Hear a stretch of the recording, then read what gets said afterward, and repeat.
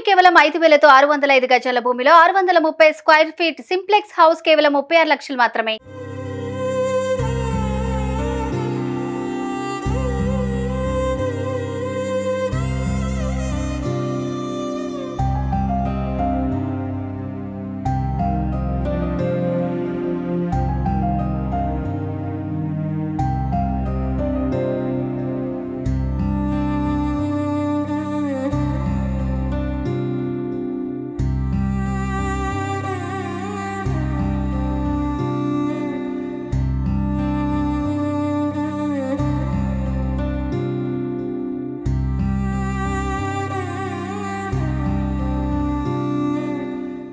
నమస్తే, welcome to Suman TV. ప్రస్తుతం నేను శ్రీకాకుళం జిల్లా సిలగాం సింగవల్స్ అనేటువంటి ఒక గ్రామంలో ఉన్నాను. అన్నీ సక్రమంగా ఉంటేనే మనం జీవితాన్ని గడపడానికి ఈ రోజుల్లో చాలా ఇబ్బంది పడుతున్నాం. అలాంటిది పేదరికం, ఆ పైన అనుకోకుండా జరిగినటువంటి యాక్సిడెంట్ ఒక కుటుంబంలోని ఉండేటటువంటి వ్యక్తుల జీవితాల్ని చిన్నాభిన్నం చేసింది. తన భర్తకి యాక్సిడెంట్ అయ్యి 3 ఏళ్ళు గడిచిన మంచానికే పరిమితమైన ఆ ఇల్లాల్లో ఆయనకి సేవలు చేసుకుంటూ కూలి పనికి వెళ్తూ ఆ వచ్చిన డబ్బులతో తన భర్తని అదేవిధంగా తన కూతుర్ని చూసుకుంటున్న పరిస్థితి. ప్రస్తుతం ఆ ఇల్లాలు సుమన్ టీవీని ఆశ్రయించింది, ఆర్థిక సాయం కోరుకుంటుంది. అసలు వాళ్ళ పరిస్థితి ఏంటి, ఎలా ఉన్నారో ఒకసారి చూద్దాం. నమస్తే అప్పన్న గారు. అప్పన్న గారు, అసలు ఏం జరిగిందండి? నేను పని మీద వెళ్తుంటే గొర్రెపతుల పని మీద యాక్సిడెంట్ జరిగింది మాట. ఉదయం 3 గంటలకు ఒక 4 చనిపోయారు. నాకు ఇలాగ అయిపోయింది. ఎక్కడ జరిగింది యాక్సిడెంట్? మంగళగిరి 2019 10వ నెలలో జరిగింది. మంగళగిరిలో జరిగింది. అక్కడి నుంచి వైజాగ్ తిరిగి వారం పట్టేసింది. అక్కడి నుంచి వైజాగ్ రావడానికి వారం అంటే 2 రోజులు పట్టింది. ఇక్కడ వైజాగ్ 2 రోజులు 4 రోజులు ఇడిసారు. వారం తర్వాత ఆపరేషన్లు అన్ని చేశారు. అలాగా మొత్తం మెల్ల ఇరిగిపోయింది, ఆలబడిపోయింది. ఈ చెయ్యి ఎక్కడికి ఇరిగిపోయింది, చెయ్యి ఆలబడిపోయింది, ఈ చెయ్యి ఎక్కడికి ఇరిగిపోయింది. సో అవన్నీ కూడా సర్జరీస్ పడ్డాయి, అన్ని సర్జరీ పడ్డాయి. ఎక్కడికి ఇరిగిపోయింది, నడుము ఇరిగిపోయింది, మొత్తం వెన్నెంకంతా మొత్తం ఇరిగిపోయింది. ఎక్కడి నుంచి ఒకే మాత్రం జాన్ మడకి ఇరిగిపోయింది. ఇరిగిపోయిన తర్వాత మొత్తం వారం తర్వాత ఆపరేషన్ చేశారు. శుక్రవారం జరిగితే మరి శుక్రవారం నాడు ఆపరేషన్ అయింది, నడుము ఆపరేషన్ అయింది. తర్వాత చేతులు అన్ని చేశారు. అదే అప్పుడు దగ్గర ఒక 20 లక్షల వరకు కొద్ది పొలం గట్టు ఉంటే అమ్మేసి చేసాం. ఊర్లో కొంతమంది పెద్దలు చిన్నలు అందరూ సాయం చేశారు. అటు వల్ల కొంత ఆపరేషన్ వరకు బతకడం వరకు జరిగింది. ఇక్కడ నుంచి కొద్దిగా బతకడానికి కొద్దిగా కష్టంగా ఉంది. మా భార్య పనికి కానీ వెళ్తే మాత్రం జరగదు. అంటే మొత్తం మిమ్మల్ని కానీ పాపని కానీ చూసుకునేది మీ భార్య? మా అమ్మ నాన్న ముసలి అయిపోయారు. సో ఆమె పనికి వెళ్ళి తెస్తే గానీ ఇల్లు గడవని పరిస్థితి. అంటే సో ఉన్నదంతా అమ్మేసాను అంటున్నారు. మరి ఇప్పుడు అంటే డాక్టర్స్ ఏం చెప్పారు? ఇంకా సర్జరీ పడినా సరే మీరు లేవలేము. ఒకప్పుడైతే 3 సంవత్సరాల కింద అయితే కేరళ వరకు వెళ్తే నడగాలవు, పని చేయలేకపోయినా సార్ అన్నారు.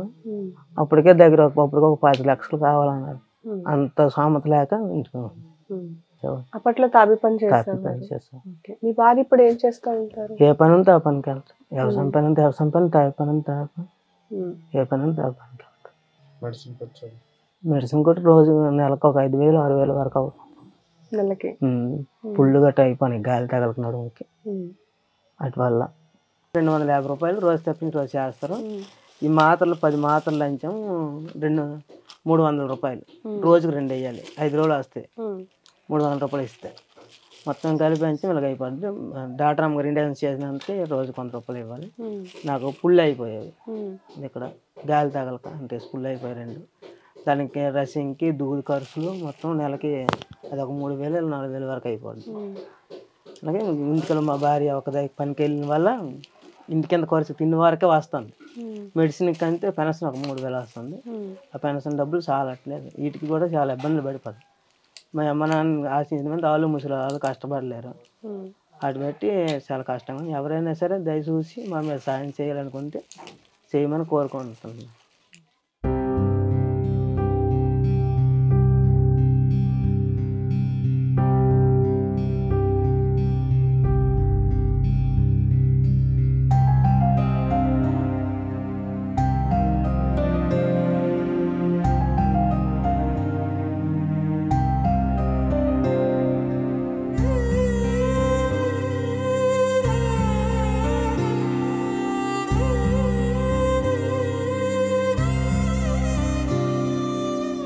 ఈశ్వరి గారు, అంటే చాలా చిన్న వయసులోనే మీ భర్త మంచానికి పరిమితం అయ్యారు.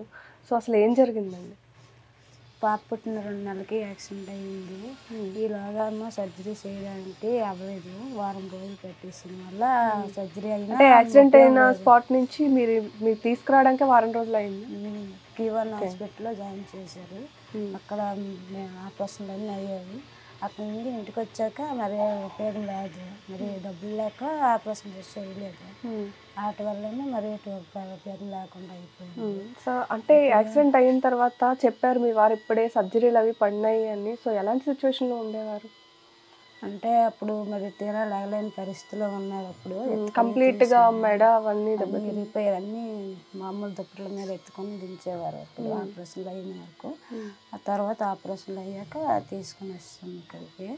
మెడిసిన్ గట్ట వాడడానికి గట్ట ఇబ్బందిలో ఉన్నాం. ఇప్పుడు పాప పుట్టింది, పాపకు కూడా ఏట్ లేకుండా ఉన్నాము. ఇప్పుడు ఎవరైనా ఇప్పుడు మరి ఉన్నంత వరకు భూములు గట్రా అమ్ముకొని పెట్టిస్తాను. ఇప్పుడు ఏట్లేదు, మా కష్టపడుకుంటే వెళ్తున్నాం అలాగా. ఇప్పటికైతే ఏట్లేదు ఇంకా మాకు ఆస్తి గట్రా. తర్వాత ఇంకేమైనా ఉందో మరి ఏట్లేదు. సో మీ భర్త అంటే యాక్సిడెంట్ అయిన వెంటనే హాస్పిటల్కి తీసుకెళ్తే బ్రతికేవారు అని చెప్తున్నారు. అంటే అందరిలాగానే ఆయన కూడా తిరగగలిగేవారని ఆయనే చెప్పారు. అసలు యాక్సిడెంట్ అయిన తర్వాత తీసుకెళ్ళలేదు. ఇప్పుడు తీసుకెళ్తే ఏమైనా ఫలితం ఉంటుందా?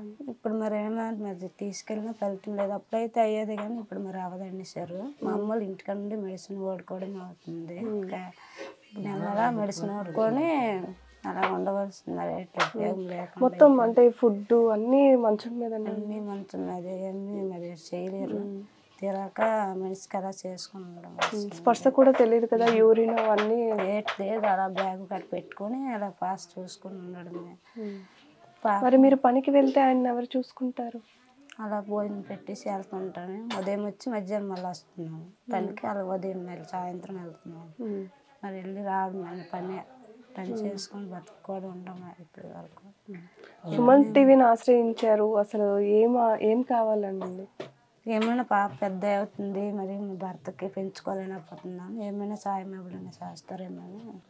రోజు మీ వారి మెడిసిన్కి ఎంత ఖర్చు అవుతుందండి? నెలకి 5,000 6,000 అయిపోతుంది. మరి ఇంటికాడ రోజుకి 500 అలా అయిపోతుంది. లేకుండా అయిపోతుంది. పాప పెద్ద అవుతుంది, ఇంకా ఏమి లేదు ఇప్పటికేమి. మరి ఏమైనా సరే ఎవరైనా సాయం చేస్తే సార్ అంటే ఆర్థిక సాయం కావాలి అని కోరుకుంటున్నారు. పాపకు చదివించుకోవాలన్నా సరే అంత సోమత లేకుండా ఏ చేయని పాప గురించి చేయాలి. పాపను ఏం చదివించాలనుకున్నారు? పాప ఏదో చదువు, మరి ఏం చదివిస్తున్నాను. అంటే మీరు నేను బాగుంటే ఏదో ఒక చదివి డాక్టర్ ఏదో చదివించలేము. అంత సోమత లేదు. మాకైతే ఇద్దరికి చదువులేదు తీరాక, ఎవరు చదువుకోలేదు తీరాక. పాపని డాక్టర్ చేయాలనుకున్నారు. అన్ని బాగా ఉంటాయి. అన్ని బాగా ఉంది చేయడం.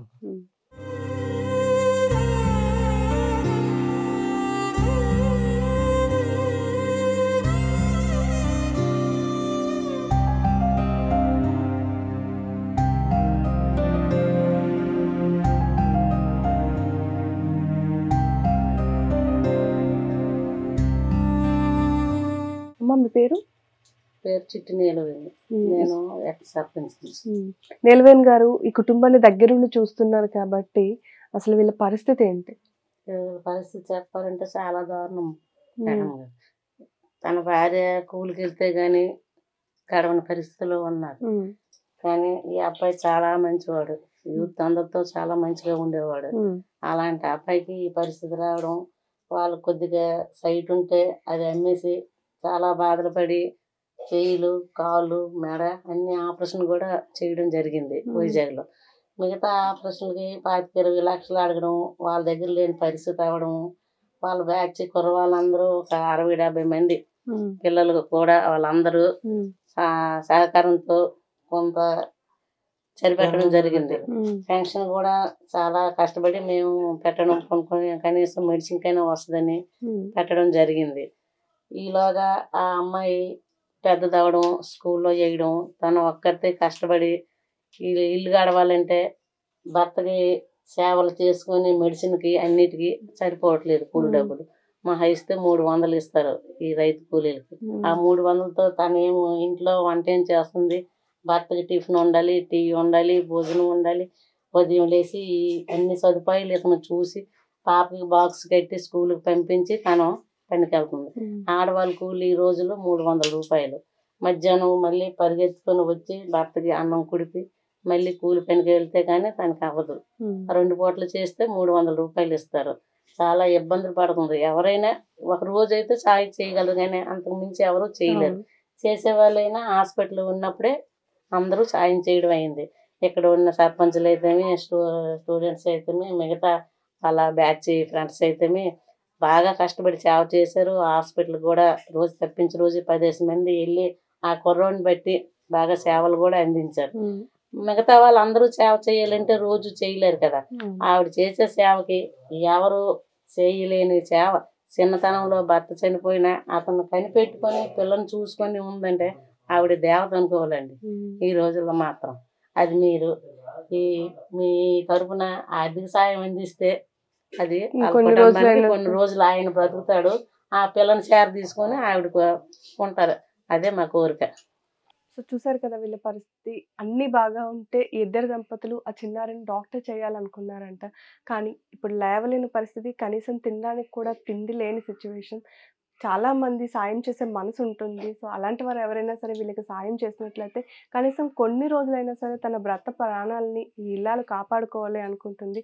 అలాగే ఆ చిన్నారి మొహంలో ఉండేటటువంటి వెలుగుని నింపిన వాళ్ళు అవుతారు. కాబట్టి ఎవరైనా పెద్ద మనసు ఉన్న వాళ్ళు సాయం చేయాలనుకుంటే నేను ఫోన్పే నెంబర్ స్క్రీన్ మీద ఇస్తాను. తప్పనిసరిగా సాయం చేస్తారని కోరుకుంటున్నాను.